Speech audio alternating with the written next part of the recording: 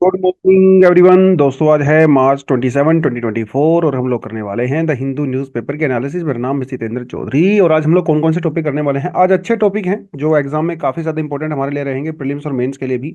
जैसे black carbon एक वाला टॉपिक है, ये मेंस और प्रीलिम्स दोनों के लिए इक्वली ही इंपॉर्टेंट है। इसे हम लोग एनवायरमेंट और ज्योग्राफी वाले सेक्शन से कवर करने वाले हैं और काफ़ी अच्छा टॉपिक है ये बेसिकली। ठीक है, इसको अपने नोट्स के अंदर भी आप अपने जो है इसमें अपडेट कर सकते हो अपने नोट्स को। उसके अलावा आर्टिफिशियल इंटेलिजेंस का कैसे यूज किया जा सकता है मेंटल हेल्थ के इश्यूज को टैकल करने के लिए, ये भी एक बिल्कुल नया पर्सपेक्टिव है। इससे पहले शायद इस डायमेंशन में हम लोगों ने नहीं सोचा होगा, तो इस टॉपिक को हम लोग करने वाले हैं। उसके अलावा इंडिया में जो अनएम्प्लॉयमेंट है उसको लेके ILO यानी कि जो इंटरनेशनल लेबर ऑर्गेनाइजेशन है उसकी एक रिपोर्ट आई है, उसके बारे में बात करेंगे। रिपीटेड सा लग सकता है लेकिन डेफिनेटली यहाँ पे कुछ नया पर्सपेक्टिव आपको देखने को मिलेगा, खासकर कुछ ऐसी रिपोर्ट्स और कुछ ऐसा फैक्ट्स जो अपने नोट्स के अंदर आप ऐड कर सकते हो, क्योंकि ये जो फैक्ट्स वगैरह होते हैं ना, इस तरह के जो रिपोर्ट्स आती हैं, क्रेडिबल रिपोर्ट्स, आपके मेंस में ना बड़े काम की चीज होती हैं ये। आपके आंसर की क्वालिटी को काफी ज्यादा इंप्रूव कर देती हैं। तो ये टॉपिक हम लोग पढ़ने वाले हैं। उसके अलावा ट्यूबरक्लोसिस की बात करें तो 24 मार्च को ट्यूबरक्लोसिस डे था वर्ल्ड। तो उस दिन ये आर्टिकल आया था, हम लोगों ने कवर नहीं किया था, लेकिन आज इसको हम लोग कवर करने वाले हैं। तो टीबी के रिगार्डिंग सभी चीजें हम लोग कवर करने वाले हैं।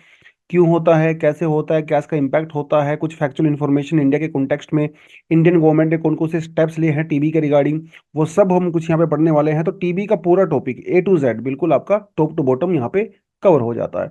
उसके अलावा कुछ एडिशनल आर्टिकल हैं, अच्छे आर्टिकल थे, एडिशनल आर्टिकल टाइम की कमी की वजह से नहीं कर पाए, लेकिन डेफिनेटली आप उसको जरूर पढ़ें। ठीक है, चलिए। लेकिन प्लीज वीडियो को अगर आप देखते हो ना तो इसे लाइक किया करो यार। ठीक है, लाइक किया करो, नीचे कमेंट सेक्शन में अपनी अटेंडेंस दिया करो। और अगर कोई फ्रेंड आपके यूपीएससी की तैयारी करते हैं तो उनके साथ थोड़ा शेयर भी कर दिया करो ताकि फैमिली थोड़ी अपनी बढ़े। ठीक है, चलिए जी। सो बढ़ते हैं पहले टॉपिक पे, और पहला टॉपिक यहाँ से आता है, देखिए ब्लैक कार्बन से आता है। ये आपके एनवायरमेंट इकोलॉजी का बिल्कुल बेसिक सा टॉपिक होता है और आपको डेफिनेटली करना चाहिए। और इस तरह के आर्टिकल जब पेपर में आते हैं तो करंट अफेयर का पार्ट भी हो जाते हैं। ठीक है, चलिए। आपको मैं सिंपल टर्म में पहले यहाँ से करवा देता हूँ ब्लैक कार्बन के बारे में। सो देखिए, जब हम लोग बात करते हैं क्लाइमेट चेंज की, तो क्लाइमेट चेंज की जब हम लोग बात करते हैं तो ग्रीन हाउस गैसेस की बात करते हैं। लेकिन सिर्फ ग्रीन हाउस गैस के बारे में बात करना जरूरी नहीं है। गैसेस के अलावा कुछ और भी ऐसे फैक्टर होते हैं जो क्लाइमेट चेंज या ग्लोबल वार्मिंग के अंदर कंट्रीब्यूट करते हैं, जिसमें से ब्लैक कार्बन एक ऐसा ही फैक्ट। देखिए, ब्लैक कार्बन गैस नहीं है, ब्लैक कार्बन गैस नहीं है। ठीक है, लेकिन ये भी ग्लोबल वार्मिंग के अंदर काफी ज्यादा कंट्रीब्यूट करता है।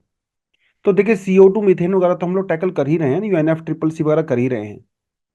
UNFCCC वगैरह में ब्लैक कार्बन को हम लोग ज्यादा कवर नहीं करते हैं।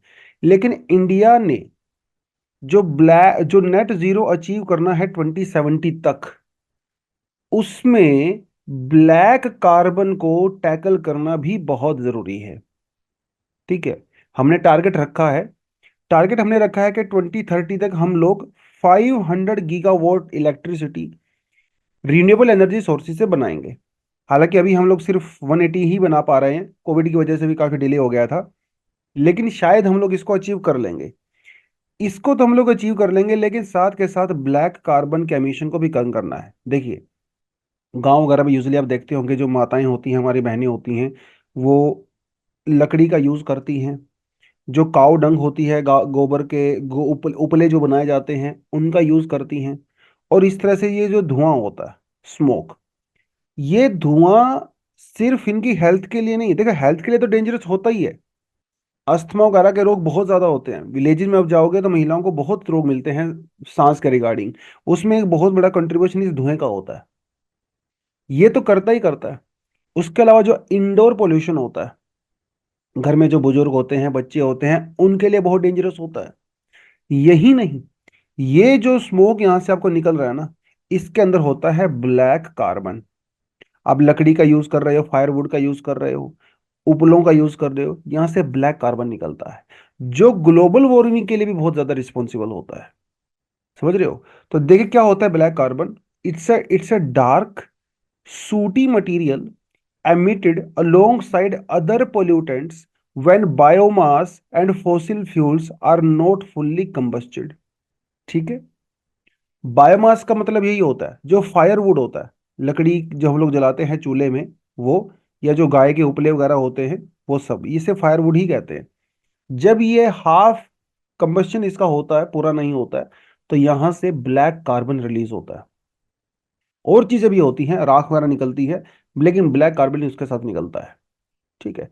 ब्लैक कार्बन का लिंक होता है हार्ट डिसीज के साथ, बर्थ कॉम्प्लिकेशन के साथ। अगर कोई प्रेग्नेंट महिला है, वो ज्यादा चूल्हे वगैरह पे काम करती है, तो बर्थ कॉम्प्लिकेशन भी हो सकती है।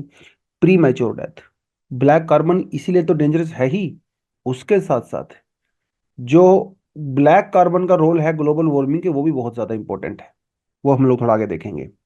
2016 में एक स्टडी की गई थी जिसमें यह पाया गया था कि जो हमारा रेजिडेंशियल सेक्टर, मतलब जो घर हैं, वो इंडिया में 47% ब्लैक कार्बन में कंट्रीब्यूट करते हैं। इंडिया में टोटल एमिशन का 47% घरों से निकलता है, 22% इंडस्ट्री से निकलता है, 17% डीजल व्हीकल से निकलता है, और 12% ओपन बर्निंग जो की जाती है उससे निकलता है। ठीक है। अब देखिए, इंडस्ट्री में तो आप ना कुछ जुगाड़ लगा ही सकते हो, ट्रांसपोर्ट में आप कुछ ना कुछ जुगाड़ लगा सकते हो, डिकार्बोनेशन वहां पे तो काफी हम लोग कर भी रहे हैं। लेकिन जो रेजिडेंशियल सेक्टर के अंदर जो ब्लैक कार्बन रिलीज होता है, उसका आज भी कोई खास सॉल्यूशन नजर नहीं आ रहा है। हालांकि सरकार ने स्टेप लिया हुआ है, जिसे हम लोग कहते हैं PMUY, मतलब प्रधानमंत्री उज्ज्वला योजना। इसका सीधा सीधा टारगेट यही था कि जो ट्रेडिशनल स्टोव होते हैं, काव डंग होती है, जो फायरवुड होती है, मतलब लकड़ी से जो हम लोग आग जलाते हैं, उसके यूज को कम करना है, और क्लीन साफ सुथरी एनर्जी प्रोवाइड करवानी है in the form of LPG cylinders. किसको दिया जाता है LPG सिलेंडर? जो पॉवर्टी लाइन से नीचे के हाउस होल्ड होते हैं, उनको LPG सिलेंडर दिया जा रहा था, अभी भी दिया जा रहा है, ताकि गांव में जो गरीब हैं उनको cooking fuel, clean cooking fuel मिल सके, साफ सुथरा। हेल्थ इंपैक्ट कम होंगे, महिलाएं हेल्दी रहेंगी, बच्चे हेल्दी रहेंगे, है ना। तो उससे आपका जो फैमिली की जो इनकम है वो बढ़ती है, क्योंकि आप हॉस्पिटल में जाके खर्चा नहीं करते हो। एक गरीब आदमी का 40 to 60% खर्चा जो है ना, वो हॉस्पिटल में हेल्थ के रिगार्डिंग ही चला जाता है। समझ रहे हो? एक अमीर आदमी का सिर्फ 2 से 3% ही वो लोग फूड पे खर्च करते हैं, सिर्फ 5 to 7% ही वो लोग हेल्थ पे खर्च करते हैं, मतलब हॉस्पिटल वगैरह में, क्योंकि न्यूट्रिशियस फूड ले रहे हैं। है ना। गरीब आदमी न्यूट्रिशियस फूड भी नहीं ले रहा है, उसके अलावा इस तरह की अनहेल्दी प्रैक्टिसेस भी कर रहे हैं, तो इनके ऊपर तो डबल ट्रिपल बर्डन हो गया। तो सरकार ने कहा कि हम आपको LPG सिलेंडर देंगे। ठीक है। लेकिन क्या ये सक्सेसफुल हो रहा है, अब ये बड़ी बात है। रिपोर्ट का यह कहना है कि 25% से ज्यादा जो बेनिफिशरीज थे उज्ज्वला योजना के अंदर, मतलब 2.69 करोड़ पीपल, उन्होंने पिछले साल या तो LPG सिलेंडर फिल करवाया ही नहीं, अगर करवाया है तो ओनली वन, सिर्फ एक कुकिंग सिलेंडर उन्होंने फुल कराया है। जबकि 6 कुकिंग सिलेंडर दिए जाते हैं, या तो किसी ने करवाया ही नहीं, करवाया है तो एक दो करवा के चले गए। 25% लोगों के केस में ये केस है। 75% लोगों ने सिर्फ 3 से 4 सिलेंडर ही हर साल रिफिल करवाए हैं, जबकि 6 से 7 सिलेंडर दिए जाते हैं रेगुलरली सरकार के द्वारा। क्यों? ऐसा क्यों हो रहा है? इसके कई सारे रीजंस आपको देखने को मिलते हैं। लोग कई जगह पे आज भी ट्रेडिशनल लकड़ी वकड़ी से ही काम चलाना पसंद करते हैं, राइट। लेकिन बात यह है कि जब सरकार ने दे ही दी आपको सुविधा, तो आप सुविधा ले क्यों नहीं रहे हो? यह बड़ा सवाल है। देखिए, हालांकि सरकार 300 रुपये सब्सिडी देती है, और अभी 100 रुपये सब्सिडी बढ़ा भी दी गई है, उसके बावजूद भी ये सिलेंडर महंगा पड़ता है। सब्सिडी के बावजूद भी ये सिलेंडर के लिए आपको कम से कम 600 रुपये पे करने पड़ेंगे। ठीक है। मान लो आपको साल में 6 सिलेंडर लेने हैं, तो 3600, 3,500 से 4,000 रुपया आपको सिलेंडर पे ही खर्चा करना पड़ेगा। वो जाके आपको लेके भी आना है।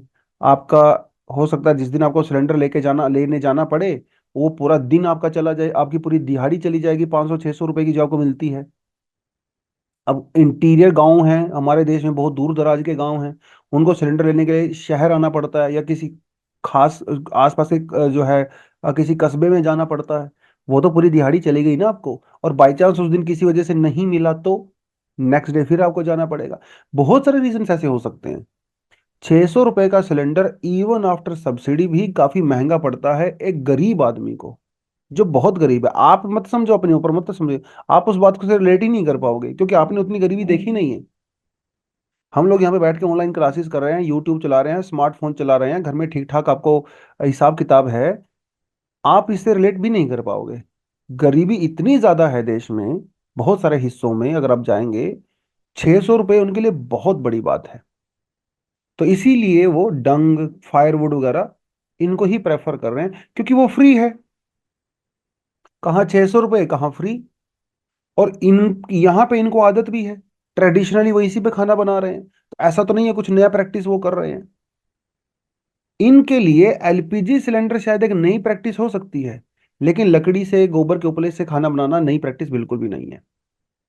12,000 करोड़ रुपए सरकार ने सब्सिडी के डाले हैं इस बार उज्ज्वला योजना में, और ये हर साल बढ़ता ही चला जा रहा है।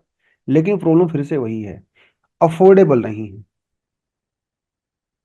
Lack of last mile connectivity in the LPG distribution. दूर दराज के हिली एरिया में, दूर दराज के रेगिस्तान एरिया में, गांव में, जंगलों में, ठीक है, वहां पे बायोमास खूब अवेलेबल होता है, लेकिन एलपीजी सिलेंडर अवेलेबल नहीं है। ये बहुत बड़ी प्रॉब्लम है। हालांकि इसका सॉल्यूशन एक इन्होंने यहाँ पे बताया है, वो इन्होंने कहा है कोल बेड मीथेन। कोल बेल्ट मीथेन, ये आप यूज कर सकते हो। ठीक है, हालांकि इसके लिए अभी रिसर्च वगैरह की जानी बाकी है कैसे ये होगा, लेकिन ऐसा कहा जा रहा है कि भैया कोल्ड बेल्ट मीथेन आप यूज कर सकते हो। बेसिकली जहाँ से कोल निकाला जाता है वहां से मीथेन भी निकलती है। ठीक है, लेकिन मोस्टली अभी क्या होता है, वो मीथेन ऐसे ही आसमान में चली, मतलब ऐसे ही एटमॉस्फेयर में चली जाती है, तो उसको हम लोग कैप्चर कर सकते हैं। ये भी काफी क्लीन होता है, क्योंकि वैसे भी हमारे जो एलपीजी सिलेंडर होते हैं उनके अंदर मोस्टली जो है मीथेन ही रहता है एक तरह से। तो इस मीथेन को भी, क्योंकि मीथेन भी काफी कंबस्टिबल होता है, ठीक है, तो ये हम लोग यूज कर सकते हैं। हालांकि इसके बारे में रिसर्च वगैरह करनी बाकी है, देखते हैं क्या होगा फ्यूचर में। कोल से भी आप जो है मीथेन गैस बना सकते हो, ठीक है, that's a new technology also, उसका भी आप यूज कर सकते हो। तो ये हमें जो है बात बनती है। What about the global stage?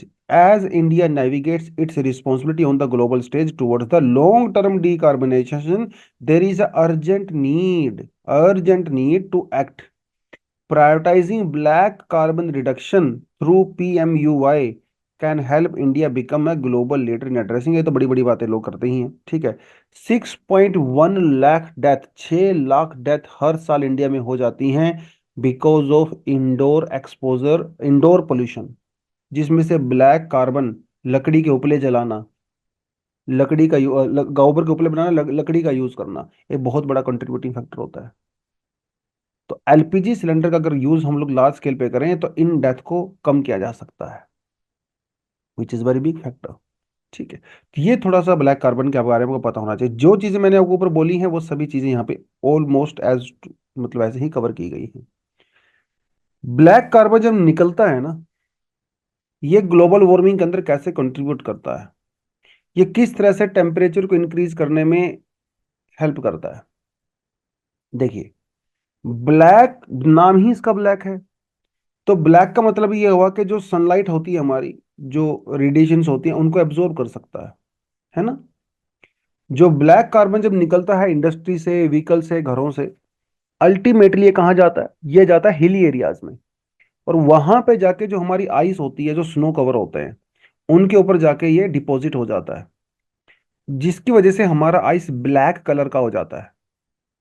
ठीक है, ये जो ब्लैक है ये सनलाइट को एब्जॉर्ब करता है, सनलाइट को एब्जॉर्ब करेगा तो टेम्परेचर बढ़ेगा, टेम्परेचर बढ़ेगा तो हमारा आइस मेल्ट होगा।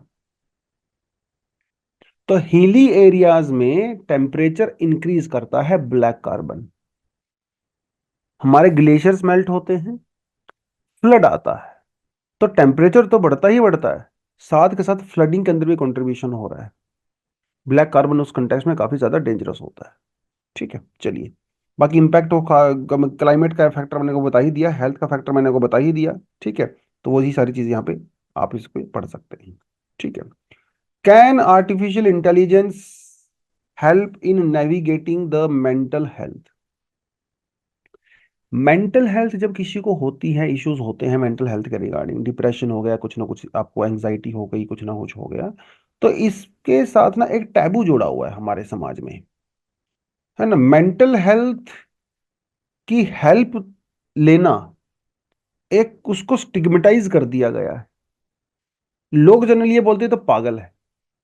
तो इसीलिए मेंटल हेल्थ वाले इश्यूज हम लोग या तो ओपनली डिस्कस करते नहीं हैं, अगर कोई डिस्कस कर लेता है तो उसका मजाक बना लिया जाता है समाज में। इसलिए हेल्प लेना बड़ी मुश्किल हो जाती है। मेंटल हेल्थ के जो एक्सपर्ट्स हैं, हम डॉक्टर्स हैं, किससे हेल्प लें, उसकी भी बहुत ज्यादा कमी है समाज में। तो पहली बात तो हेल्प लेने वाले लोग वहां सामने नहीं आते हैं। दूसरी बात, जिनको हेल्प देनी है उनका भी कम है। तो ऐसे मामले में ये जो गैप है, आर्टिफिशियल इंटेलिजेंस इस गैप को फिल कर सकता है, ये इस आर्टिकल का कहना है। मान लो मैं एक मेंटल हेल्थ का पेशेंट हूं, मैं डॉक्टर के पास नहीं जा सकता क्योंकि पहली बात तो मेरे आसपास अवेलेबल ही नहीं है, राइट। और क्योंकि मैं अपनी आइडेंटिटी रिवील नहीं करना चाहता एंड ऑल दैट, बहुत सारे रीजंस हो सकते हैं। तो मैं हेल्प लेना चाहता हूं, तो मैं कैसे हेल्प ले सकता हूं? आर्टिफिशियल इंटेलिजेंस का यूज करके मैं हेल्प ले सकता हूं।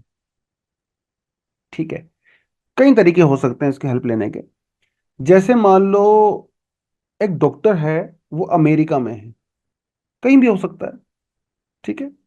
वो, अब मैं हूं, मुझे इंग्लिश नहीं आती, पहली बात तो ये, ओके। या मुझे वो भाषा नहीं आती जो उस डॉक्टर को आती है, हो सकता है किसी यूरोपियन कंट्री में बैठा हो, कोई जापान में बैठा हो। तो एक तो क्या करेगा आर्टिफिशियल इंटेलिजेंस, मेरे मुझे कम्युनिकेट करने में हेल्प करेगा उस डॉक्टर से, उस एक्सपर्ट से जिसकी लैंग्वेज मुझे आती नहीं। रियल टाइम में वो आपको लैंग्वेज को ट्रांसलेट करके उसको बताएगा। वो जो डॉक्टर वहां से बोल रहा है, वो भी रियल टाइम में, उसी टाइम लाइव, बिल्कुल फेस टू फेस, उसकी भाषा को ट्रांसलेट करके आपको आराम से बताएगा। एक तो ये बहुत बड़ा फैक्टर हो सकता है, कम्युनिकेशन गैप जो है ना वो नहीं रहेगा। आधी हेल्प तो आपकी वैसे ही हो जाती है अगर आप किसी से बातचीत कर सकते हो तो। यस, पर्सनलाइज तरीके से आपको ट्रीटमेंट कर सकता है, आपको डायग्नोसिस कर सकता है। मेंटल हेल्थ की जो इलनेस है, इसके जो अर्ली सिम्टम्स होते हैं, बहुत बार वो पेशेंट को भी नहीं पता चलते। आर्टिफिशियल इंटेलिजेंस आपके उस अर्ली डायग्नोसिस कर सकता है। डायग्नोसिस करने के बाद आपको सही थेरेपिस्ट, सही एक्सपर्ट्स के साथ आपको वो रिकमेंड कर सकता है। तो पर्सनलाइज केयर हो जाती है। हर किसी का सिनेरियो अलग होता है, आपका सोशल इकोनॉमिक स्टेटस अलग होता है ना, आपकी पारिवारिक माहौल अलग होता है। तो उस केस में आर्टिफिशियल इंटेलिजेंस आपको पर्सनलाइज केयर प्रोवाइड करवाएगा। आपसे पर्सनलाइज केयर छोड़िए, आपसे चैट करेगा। आर्टिफिशियल इंटेलिजेंस आपको बिल्कुल ह्यूमंस की तरह चैट करेगा। आपकी जो समस्याएं हैं आप उसको बता सकते हो कि मैंने आज ऐसा फील कर रहा हूँ, एंग्जाइटी फील कर रहा हूँ, मेरे लाइफ में ये प्रॉब्लम चल रही है, ये हो गया वो हो गया। आप उसको 50 बातें बता, आपसे बात कर सकते हो। वो भी बदले में आपको एक्सपर्ट की तरह ही बात करेगा, आपको सही रेमेडी बताएगा, आपको इश्यूज बताएगा, आपकी बात सुनेगा। ठीक है, ये किया जाता है सब कुछ नेचुरल लैंग्वेज प्रोसेसिंग के द्वारा। आर्टिफिशियल इंटेलिजेंस आपके इमोशंस को भी अंडरस्टैंड कर सकता है, क्योंकि अभी इसके अंदर इंटेलिजेंस आ गया ना। अब ये रोबोट जैसा नहीं है बिल्कुल, अब ये कोई बिल्कुल मशीन नहीं है, अभी इसके अंदर इंटेलिजेंस आ चुकी है। इसको इस तरह से प्रोग्रामिंग किया ही जाता है कि ये ह्यूमन इमोशंस को जितना पॉसिबल हो उसको समझ सके। तो आप इससे बात कर सकते हो। ठीक है, जो वेटिंग पीरियड है वो कम हो जाएगा। डॉक्टर की हेल्प लेनी है आपको, वो वेटिंग पीरियड कम हो जाएगा। ठीक है, तो इस तरह से आर्टिफिशियल इंटेलिजेंस आपकी हेल्प कर सकता है अगर आपको मेंटल हेल्थ इश्यूज हैं। ठीक है, क्योंकि थेरेपिस्ट सभी के पास एक्सेसिबल नहीं होते हैं, है ना। इन पर्सन केयर आपको ये दे सकता है। ये जो चैट बोट होते हैं आपके साथ कॉस्ट इफेक्टिव तरीके से 24/7 अवेलेबल होकर आपसे बात कर सकते हैं। क्योंकि इस तरह के जो थेरेपिस्ट होते हैं ना बहुत महंगे होते हैं, इनका इलाज कम है ना समाज में, तो सप्लाई कम है तो ऑफ कोर्स उनके दाम भी महंगे होते हैं भाई, सीधी सी बात है। ठीक है, तो ये तो कर ही सकता है। उसके अलावा एक डॉक्टर का टाइम बहुत ज्यादा जो है वो सेव कर सकता है। एक डॉक्टर के पास मान लो 100 पेशेंट्स हैं जो मेंटल हेल्थ के साथ जुड़े हुए हैं, उनका रिकॉर्ड मेंटेन करना डेली टू डेली बेसिस पे, उनकी डायग्नोसिस क्या है, उनको क्या इलाज दिया जा रहा है, उनका सोशो इकोनॉमिक स्टेटस कैसा है, इतनी सारी डिटेल होती हैं। एक डॉक्टर को हर पेशेंट की डिटेल अलग अलग से मैनेज करनी पड़ती है, इसमें उसका बहुत टाइम चला जाता है।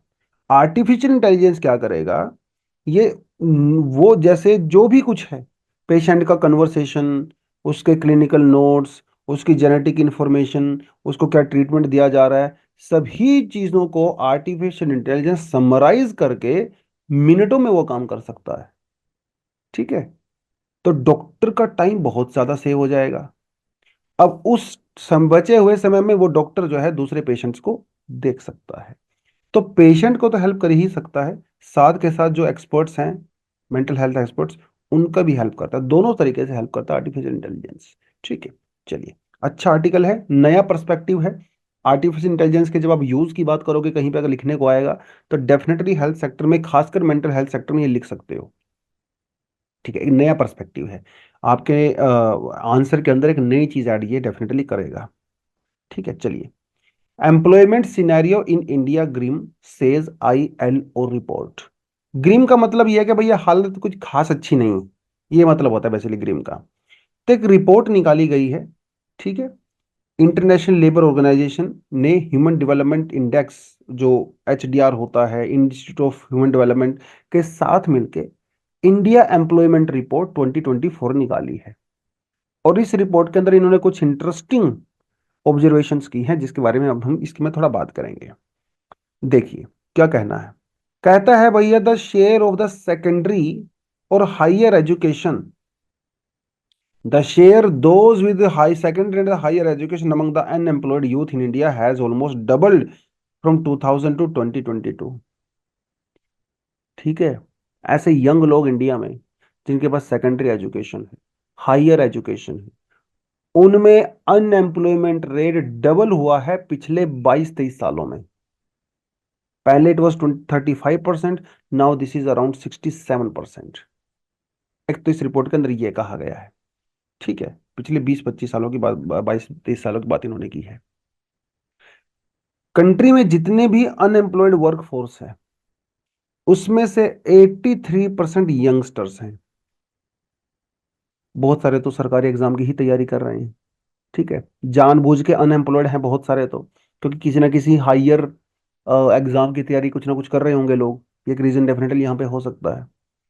2000 और 2019 के बीच में जो अनएम्प्लॉयमेंट और अंडर एम्प्लॉयमेंट जो यूथ का है, वो डिक्लाइन हुआ है। ठीक है, एक तो बीच में पेंडेमिक भी आ गया, तो ये भी आप 2-3 साल निकाल लीजिए, वो एक अलग से आप इसमें बात कर सकते हो। जो लॉन्ग टर्म डिटीरियोरेशन है, वो भी बढ़ा है इस पीरियड में। ठीक है, हालांकि 2019 के बाद वो लॉन्ग टर्म जो एम्प्लॉयमेंट है वो थोड़ी इंप्रूव हुई है, लेकिन शॉर्ट टर्म डिक्लाइन हुआ है। एक तो बात आपको ये पता होनी चाहिए। उसके अलावा नॉन फार्म एम्प्लॉयमेंट बढ़ी है। नॉन फार्म मतलब अपार्ट फ्रॉम एग्रीकल्चर, उसे आप नॉन फार्म कह सकते हो, ये थोड़ी बड़ी है देश में। लेबर फ्रॉम एग्रीकल्चर, जो एग्रीकल्चर से लोग नॉन एग्रीकल्चर फील्ड में शिफ्ट हुए हैं, उनमें से ज्यादातर कंस्ट्रक्शन और सर्विस सेक्टर के अंदर गए हैं, खासकर कंस्ट्रक्शन के अंदर। ये आपको वैसे पहले से पता है कि 90% इंडिया की जो वर्क फोर्स है वो इनफॉर्मल सेक्टर में इन्वॉल्व है, इनफॉर्मल सेक्टर में। ठीक है, जो रेगुलर वर्क है वो इंडिया में काफी कम है। इनफॉर्मल का मतलब ये होता है भाई, कभी काम मिला कभी काम नहीं मिला, कोई परमानेंट जॉब आपके पास बेसिकली यहाँ पे है नहीं। क्योंकि आपके पास परमानेंट जॉब नहीं है, तो बहुत ही कम परसेंटेज लोगों की ऐसी है जिनको सोशल प्रोटेक्शन प्रोवाइडेड है। ठीक है, मतलब उनको इंश्योरेंस वगैरह वो सब प्रोवाइड है, क्योंकि वो है ही नहीं रेगुलर जॉब के अंदर। और सबसे गलत बात तो यह है कि कॉन्ट्रैक्चुअलाइजेशन जॉब इंडिया में बढ़ रही है, परमानेंट जॉब। और आजकल क्या करते हैं, आजकल कंपनी वाले भी, इवन गवर्नमेंट भी, पहले क्या करती थी, गवर्नमेंट को कोई भी काम करवाना होता था तो गवर्नमेंट जॉब्स आपको मिलती थी परमानेंट, अब नहीं मिलती। अब सरकार भी प्राइवेट कंपनीज को कॉन्ट्रैक्ट देती है। जैसे मान लो कोई यूनिवर्सिटी है, उस यूनिवर्सिटी के अंदर कैंटीन चलानी है मान लो, या कुछ बिल्डिंग बनानी है, तो किसी प्राइवेट ठेकेदार को वो ठेका दिया जाता है, कॉन्ट्रैक्ट दिया जाता है। 6 महीने के लिए, साल के लिए, 2 साल के लिए, 3 साल के लिए। 3 साल में कॉन्ट्रैक्ट खत्म हुआ, कॉन्ट्रैक्ट खत्म, ठेकेदार बाहर, तो जो लोग वहां पे काम कर रहे थे वो भी जॉब से बाहर। ये भी बहुत ज्यादा चल रहा है। हालांकि इंडिया में यंग लोग हैं, डेमोग्राफिक डिविडेंड होना चाहिए, लेकिन ऐसा लग नहीं रहा। 75% इंडिया में जो यूथ है वो एक ईमेल नहीं भेज पा रहा है। 75%। 60% इंडिया में यूथ ऐसा है जो कंप्यूटर खोल के नॉर्मल कॉपी पेस्ट नहीं कर सकता फाइलों को। 90% यूथ इंडिया में ऐसा है जो स्प्रेडशीट के ऊपर मैथमेटिकल फॉर्मूला नहीं लगा सकता। आप में से कितने लोग लगा सकते हैं? कमेंट सेक्शन में बताओ मुझे जरूर। कितने लोग आप में से एक परफेक्ट ईमेल भेज सकते हैं विद प्रॉपर अटैचमेंट? सीसी का मतलब क्या होता है, उसमें से बीसी का मतलब क्या होता है, सब्जेक्ट कैसे लिखते हैं, ईमेल का एंड कैसे करते हैं, कितने लोगों को पता है?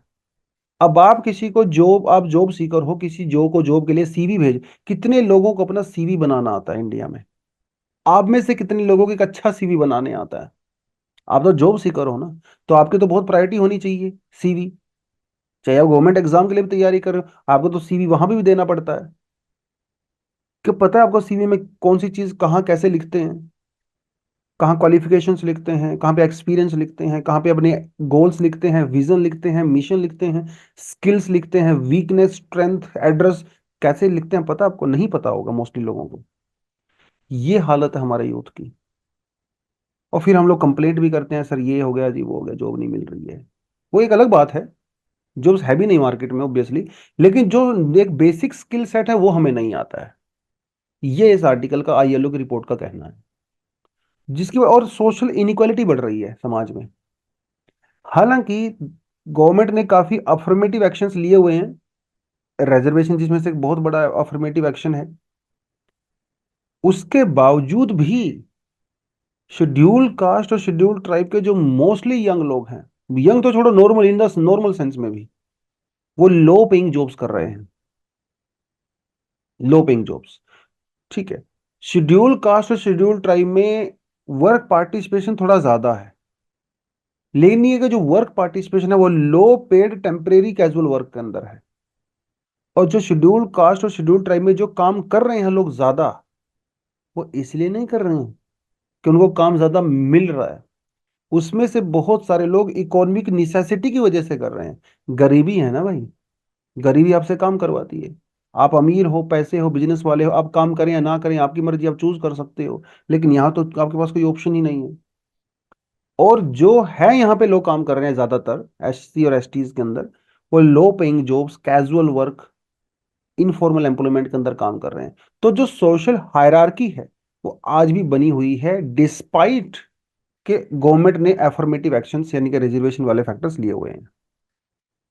ये जब रिपोर्ट इशू की गई तो हमारे जो इकोनॉमिक एडवाइजर हैं, ठीक है, अनंता जी, इन्होंने कहा देखिए भाई, डायग्नोसिस करना आसान है। डायग्नोसिस का मतलब अनएम्प्लॉयमेंट है, क्यों है, कैसे है, कौन से सेक्टर में है, कब से कब तक है, कब कम हुई, कब ज्यादा हुई, डायग्नोसिस करना तो आसान है। सॉल्यूशन ढूंढना बहुत मुश्किल है।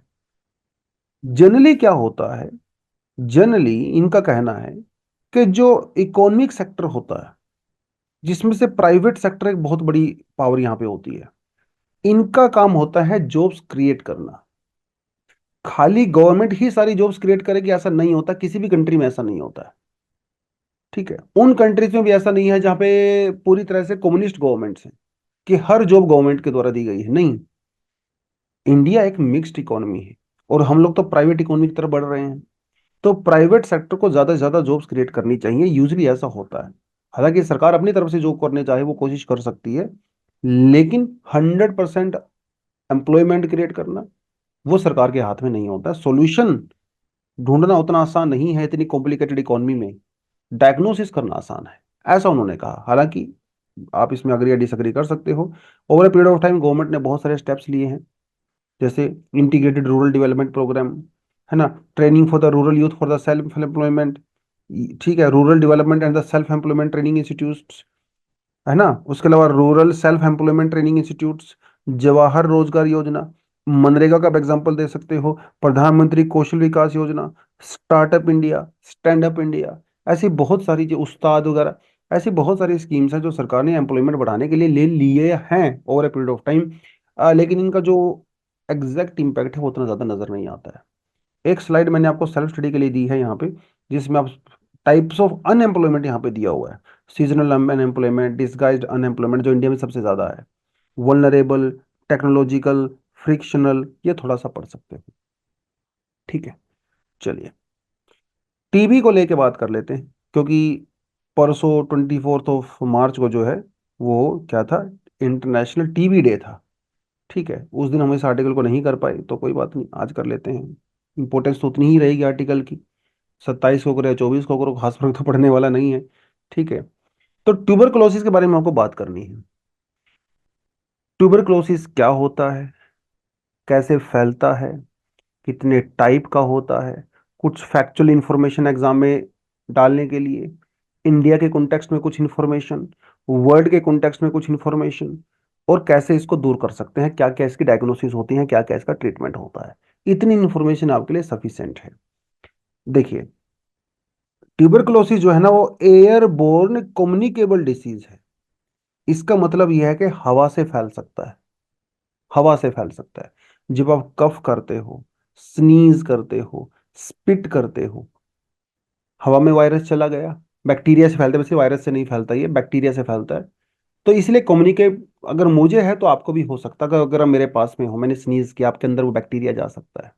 बैक्टीरिया का नाम ये होता है माइकोबैक्टीरियम ट्यूबरकुलोसिस, जिससे फैलता है। ऐसी शरीर में, बॉडी में ज्यादा फैलता है जिनके अंदर ऑक्सीजन की कमी होता है, हाई ब्लड प्रेशर वगैरह आपको होता है, वीक इम्यूनिटी जिन लोगों की होती है, या जो अंडर न्यूट्रिशन होते हैं, जिनको डायबिटीज होता है, स्मोकिंग ज्यादा करते हैं, अल्कोहल ज्यादा लेते हैं, एचआईवी तक होता है, जिनकी वीक इम्यूनिटी होती है, उनको ज्यादा हो सकता है। तो ये बेसिकली इसके कॉजेज हैं। ठीक है, low immunity, high density and the close surface, no health and hygiene. सीधी सी बात है, कहीं भी थूक दे रहे हो, पान चबा रहे हो, कहीं भी थूक दे रहे हो। अब वो किसी आदमी को टीबी है भाई, वो पान भी चबा रहा है, उसने सड़क को बिल्कुल रंगदार कर दिया है, और रोज होली मना रहा है, तो उसका जो स्पीटिंग है उसकी वजह से किसी ना किसी के अंदर वो बैक्टीरिया जा सकता है, उसको भी हो जाता है। राइट, प्रॉब्लम तो है इसमें ऑफ कोर्स। ट्यूबरकुलोसिस के कई टाइप होते हैं। Drug resistance TB, totally drug resistant TB, extensively drug resistance TB, pulmonary TB, non pulmonary TB, कई तरह के होते हैं। लेटेंट टीबी, एक्टिव टीबी, कई तरह के टीबी आपके पास होते हैं। जैसे जो मल्टी ड्रग रेजिस्टेंस ट्यूबरकुलोसिस होता है, it's a form of TB caused by a bacteria that do not respond to the isoniazid and the rifampicin। ये दो बेसिकली वैक्सीन और दवाइयां होती हैं टीबी के लिए, जो मोस्टली लोगों को दी जाती हैं, लेकिन मल्टी ड्रग रेजिस्टेंस टीबी में ये काम ही नहीं करती। ये one of the most powerful TB drug होती हैं, जो सबसे पहले दी जाती हैं। ठीक है, आइसोनियाजिड एंड द राइफामेसिन, जो इस केस में काम नहीं करते, मतलब वो काफी डेंजरस वाला होता है ये। एक होता है एक्सटेंसिवली ड्रग रेजिस्टेंस टीबी, ये पहले वाले से भी डेंजरस होता है, पहले वाले से डेंजरस होता है। दुनिया की जो सबसे इफेक्टिव टीबी ड्रग हैं, जिन्हें सेकंड लाइन टीबी ड्रग कहते हैं, ये उनके इसके ऊपर वो भी असर नहीं करती हैं। जैसे मान लो आपको बुखार हो गया, तो सबसे पहले आप क्या लोगे, पैरासीटामोल लोगे। तो पैरासीटामोल एक फर्स्ट लाइन डिफेंस है आपके बुखार का। जब पैरासीटामोल से भी ठीक नहीं होता, फिर आप डॉक्टर के पास जाते हो, डॉक्टर आपको दूसरी स्ट्रॉन्ग डोज देता है, वो सेकंड लाइन डिफेंस होता है। तो ये एक्सटेंसिव ड्रग रेजिस्टेंस के ऊपर सेकंड डिफेंस भी काम नहीं करता। इस केस में मोस्टली पेशेंट की अल्टीमेटली डेथ हो जाती है, क्योंकि कोई चीज काम ही नहीं कर रही है। डेथ तो अपने आप होनी है भाई। राइट, अब थोड़ा फैक्चुअल इंफॉर्मेशन जानी के टीबी के हाल। देखिए, इंडिया को कहा जाता है TB capital of the world. दुनिया के 25% से ज्यादा केस जो है वो टीबी के इंडिया में पाए जाते हैं। दुनिया के 2/3 जो ग्लोबल टीबी के केस हैं एज पर WHO, वो सिर्फ 8 कंट्रीज में पाए जाते हैं, जिनमें से इंडिया है पहले नंबर पे। फिर है चाइना 9%, इंडोनेशिया 8%। सोच के देखिए, इंडिया 27, चाइना ओनली 9%, जबकि उनकी पॉपुलेशन हमारे बराबर है। Right, children in the countries where TB is common often get the BCG vaccine. ये बच्चों को वैक्सीन दी जाती है, BCG वैक्सीन। हालांकि मोस्टली केसेस में ये थोड़ी कम ही इफेक्टिव होती है, बट फिर भी बच्चों को बीसीजी वैक्सीन दी जाती है। ये थोड़ा इसमें आपने ध्यान रखना है। डायग्नोसिस कैसे करते हैं टीबी का, कैसे पहचान करते हैं किसी को टीबी हुआ है? स्पटम एग्जामिनेशन, आपका जो थूक होता है, सैंपल जो होता है, ठीक है, बलगम आपकी छाती में जो होती है, उसको चेक करके चेस्ट का एक्सरे किया जा सकता है। ठीक है। ड्रग ससेप्टिबिलिटी टेस्ट आपको किया जा सकता है। ठीक है। CBNAT, ठीक है, cartilages cartridge based nucleic acid amplification test आपका किया जाता है। उसके अलावा कुछ और छोटे छोटे test, MRI scan, CT scan, ठीक, अल्ट्रासाउंड, यूरिन टेस्ट वगैरह करके भी आपकी टेस्ट किया जा सकता है। इंडिया में कई तरह के एफर्ट्स लिए गए हैं टीबी को दूर करने के लिए। 1962 से नेशनल टीबी प्रोग्राम तब हम लोगों ने चलाया था। 1978 में फिर हम लोगों ने expanded programme on the immunization चलाया। 1993 में हम लोगों ने revised national TB control programme चलाया। 2020 में फिर हम लोगों ने चलाया नेशनल ट्यूबरकुलोसिस एलिमिनेशन प्रोग्राम, ये हम लोगों ने चलाया। फिर हम लोगों ने टारगेट रखा कि भैया 2025 तक हम लोग इंडिया से टीबी को खत्म कर देंगे, अगले 5 साल में। ये हम लोगों ने चलाया। तो India's national strategy plan 2017 to 2025, ये जो प्रधानमंत्री ट्यूबरकुलोसिस मुक्त भारत अभियान हम लोगों ने चलाया, जिसमें कॉन्सेप्ट हम लोग लेके आए जिसे कहा जाता है निक्षय मित्र पोर्टल। ठीक है। बेसिकली ये पोर्टल क्या करता है, उन लोगों को रजिस्टर करता है जो किसी ना किसी रूप में टीबी पेशेंट्स की हेल्प करना चाहते हैं, किसी न किसी रूप में, चाहे वो न्यूट्रिशन के तरीके से हो, डायग्नोस्टिक के तरीके से हो, वोकेशनल, सब किसी भी तरीके से अगर आप हेल्प करना चाहते हो तो इस पोर्टल के थ्रू आप जाके कर सकते हो। उनको कहा जाता है निक्षय मित्रा। ठीक है। निक्षय, कई भी पॉलिटिकल पार्टी भी इसके अंदर हो सकती हैं, आप लोग भी हो सकते हो, एनजीओज भी हो सकते हैं, कोई भी हो सकता है। आप इस पोर्टल के थ्रू जाके टीबी पेशेंट्स की हेल्प कर सकते हो। ठीक है। टीबी पेशेंट्स की हेल्प कर सकते हो। तो ये जो नेशनल टीबी एलिमिनेशन मुक्त भारत मतलब जो प्रोग्राम चलाया गया था, ठीक है, इसके बारे में थोड़ा सा डिटेल यहाँ पे आपको दिया हुआ है। डायग्नोसिस देना है, ट्रीटमेंट देना है, जो टीबी के रिगार्डिंग जो कैंपिंग होती है उनको फंड करना है, आयुष्मान भारत के साथ इसको जो है जोड़ना है, प्राइवेट सेक्टर की एंगेजमेंट बढ़ानी है। ठीक है। कई इस तरह की चीजें हैं इसमें, और निक्षा को इसमें प्रमोट करना है। ठीक है। निक्षा पोषण योजना को प्रमोट करना है। ये है हमारा नेशनल टीबी एलिमिनेशन या मुक्त प्रोग्राम। ठीक है। इससे ज्यादा आपको जानने की जरूरत नहीं है। अब टीबी के बारे में कोई भी क्वेश्चन आ जाए एग्जाम में, मुझे लगता है कि 90% से ज्यादा कंटेंट आपके पास अवेलेबल है इन 3-4 स्लाइड के अंदर। फिर भी इन टॉपिक्स को आप जो है डेफिनेटली अपने ध्यान में रखें, वैक्सीनेशन के रिगार्डिंग, टीबी या और जो डिसीज हैं उनके रिगार्डिंग, क्योंकि यहां से क्वेश्चन बार बार रिपीट होते रहते हैं। ठीक है। तो इस आर्टिकल के अंदर इतना ही है। अपार्ट फ्रॉम हमारे पास कुछ एडिशनल आर्टिकल्स में जो आप डेफिनेटली पढ़ सकते हो। ठीक, इनमें से 1-2 आर्टिकल मैं चाहता था आज आपको कराऊं। ये फॉरेस्ट वाला आर्टिकल हम लोग मैं करवाना चाहता था, टाइम की वजह से नहीं कर पाया। ये हीट वेव जो केरला के अंदर है ये भी आपको करवाना चाहता था। हो सकता है इनमें से 1-2 आर्टिकल मैं कल ले लूं, तो कल इसको हम लोग कर लेंगे। सिक्कल सेल वाला आर्टिकल हम लोग कई बार कर चुके हैं, तो प्लीज आप इसको जरूर पढ़ें। कंटेंट की बात है तो कल मैं आपको स्लाइड प्रोवाइड करा दूं इसकी कंटेंट की, बट एक बार इसको जाके जरूर पढ़ें आप लोग। ठीक है। चलिए, तो आज के लिए इतना ही है बच्चों। Thank you very much, all the best. जय हिंद, जय जवान, जय किसान।